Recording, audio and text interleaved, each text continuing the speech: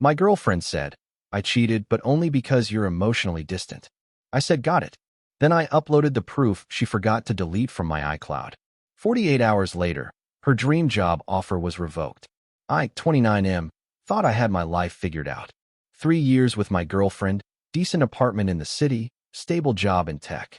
Then last Tuesday happened. I came home early from work with Thai food, planning to surprise her. Found her crying on our couch, mascara streaked down her face. My first instinct was concern. Maybe someone in her family was hurt.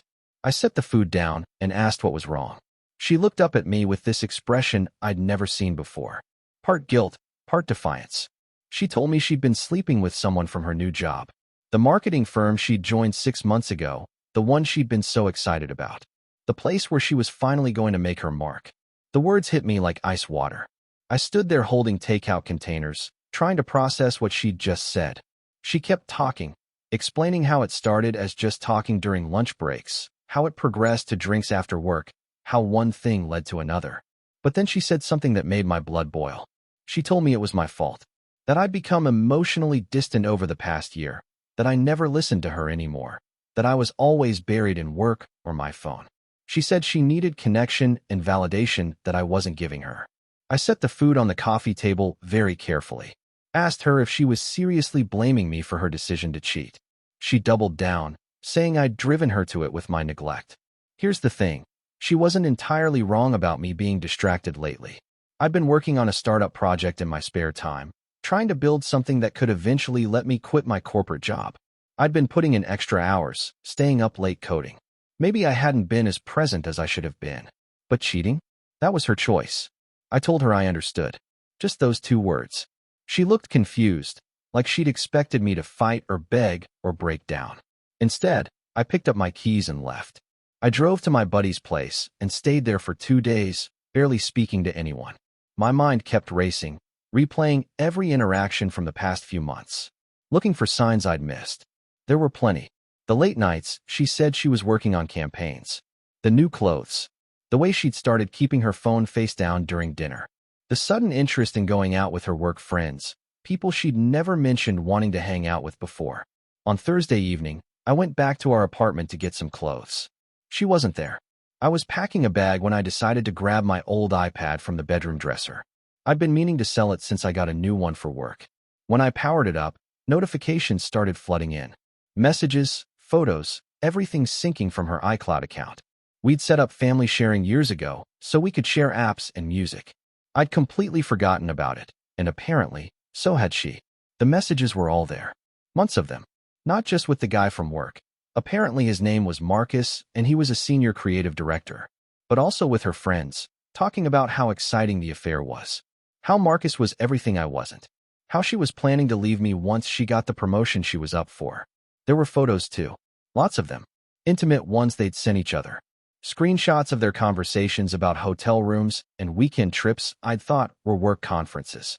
But the most damning thing was a video call recording. She'd saved it to her camera roll, probably by accident.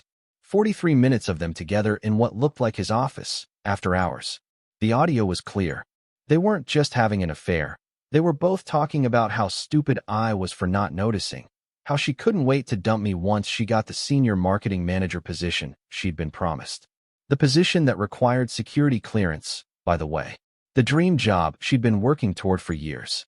I sat on our bed, staring at the screen, feeling something cold settle in my chest. She'd made her choice. Now I'd make mine. I spent Friday researching the company's policies. It was a mid-sized firm that did marketing for several government contractors. They were big on their professional image and ethical standards. Their employee handbook was publicly available on their website, and it was very clear about relationships between employees, especially when there were power dynamics involved. Marcus was married. I found his LinkedIn, his Facebook, his wife's Instagram. They had 2 kids under 10. His wife posted regularly about their family life, their marriage, how grateful she was for her husband. I also looked up my girlfriend's new company more carefully. They'd just landed a huge contract with a federal agency. The kind that requires background checks and moral character assessments for senior positions. Saturday morning, I created several anonymous email accounts. Different providers, all using VPN access from a coffee shop across town. I spent hours crafting the messages, making sure they looked like they came from different concerned parties. The first email went to HR at her company, with a selection of the most professional but damaging screenshots. I focused on the power dynamic, a senior director involved with a junior employee, discussions of promotions being tied to personal relationships, potential harassment issues. The second went to Marcus's wife. I struggled with this one the most.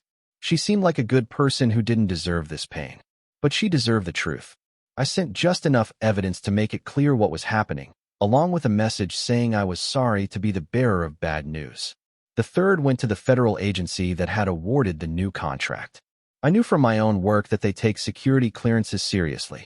Evidence of dishonesty, poor judgment, or susceptibility to blackmail are immediate red flags. Sunday evening, my girlfriend came home. She seemed nervous but tried to act normal. She asked if I was ready to talk about working things out. She'd been thinking about what happened, she said, and maybe we could go to couples therapy. I told her that sounded reasonable. Asked if there was anything else she needed to tell me first. She hesitated, then said no. She'd been completely honest. I nodded and said I appreciated her transparency. Then I went to bed early. Monday morning, she left for work like normal. I worked from home, distracted and anxious about what I'd set in motion. Part of me wondered if I'd gone too far. But every time I doubted myself, I remembered her laughing about how clueless I was.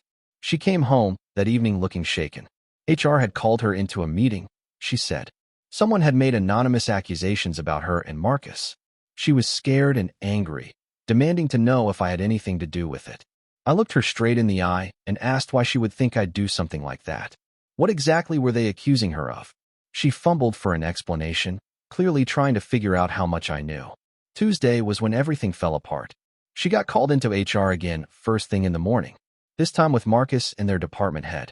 By lunch, Marcus had been suspended pending investigation. By end of day, she was escorted out of the building. She called me in hysterics around 4 p.m. The company had terminated both of them effective immediately. They'd also contacted the federal agency about the security clearance concerns. Her offer for the senior position was officially revoked. But it got worse. Marcus's wife had apparently confronted him Monday night with the evidence. He'd confessed everything, and by Tuesday morning, she'd filed for divorce and was posting about it on social media. Since Marcus was fairly well known in their industry, the story was spreading quickly in professional circles. My girlfriend came home that night completely broken. She'd lost her job, her promotion, and her affair partner all in one day. She kept asking me over and over if I knew anything about the anonymous tips. I told her I was sorry this was happening to her. It must be devastating to have her mistakes catch up with her so quickly. She stared at me like she was seeing me for the first time. That's when she finally put it together. She asked me directly if I'd done this. I told her she'd said I was emotionally distant and didn't pay attention. Why would someone like that be capable of orchestrating something so thorough? She broke down completely then, screaming at me, calling me psychotic, saying I'd ruined her life over a mistake. I let her vent for a while, then quietly mentioned that I'd found it interesting how she'd called it a mistake when just a few days ago she'd been blaming me for driving her to it. She went quiet then. I think she realized how trapped she was. She could hardly claim the affair was my fault, while simultaneously accusing me of being too calculating and manipulative to deserve that excuse. I told her she had until the weekend to move out. I'd already contacted the landlord about removing her from the lease. Update 1. It's been a week since she moved out. I've been getting texts from her friends calling me every name in the book. Apparently, I'm an abusive psychopath who destroyed an innocent woman's life over a simple relationship mistake. The funny thing is, I never told anyone what I did.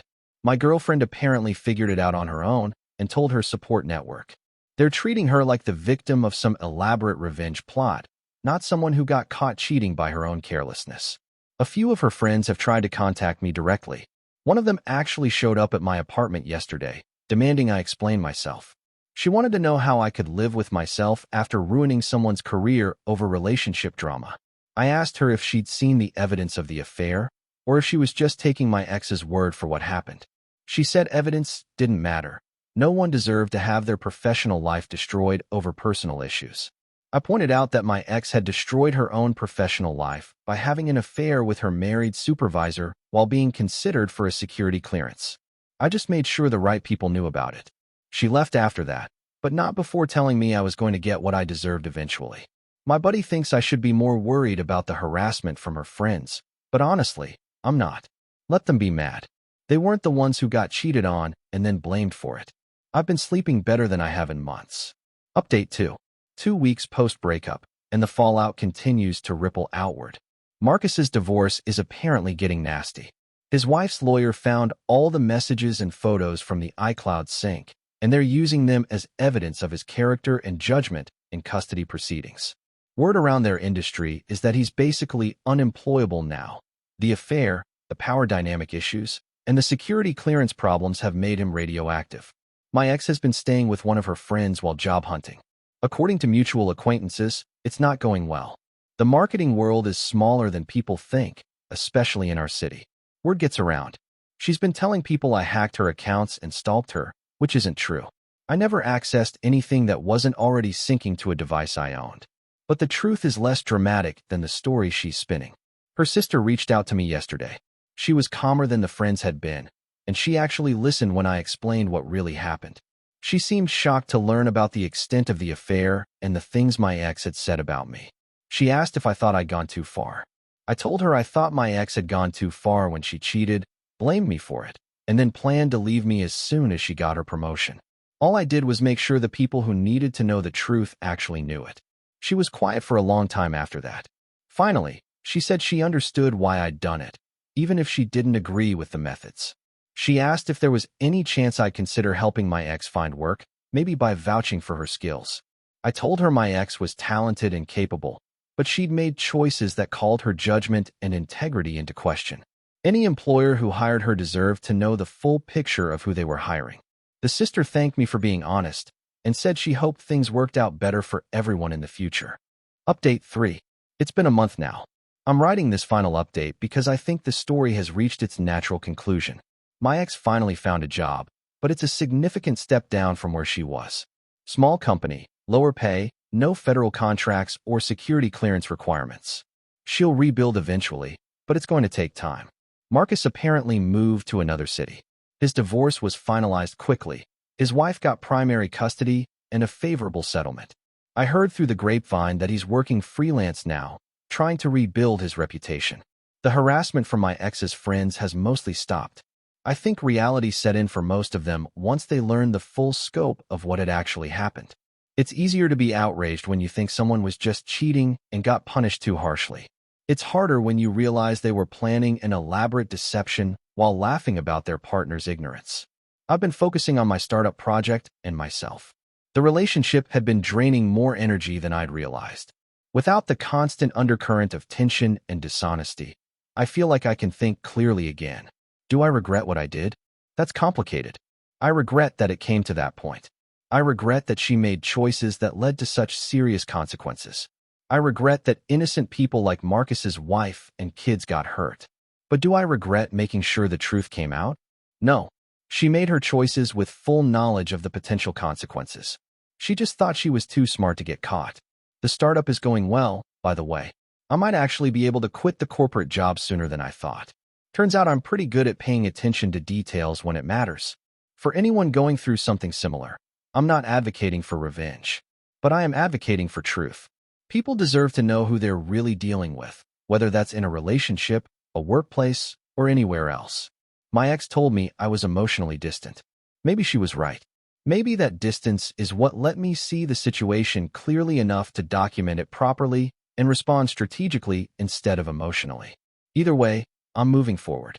And for the first time in months, I'm genuinely excited about the future.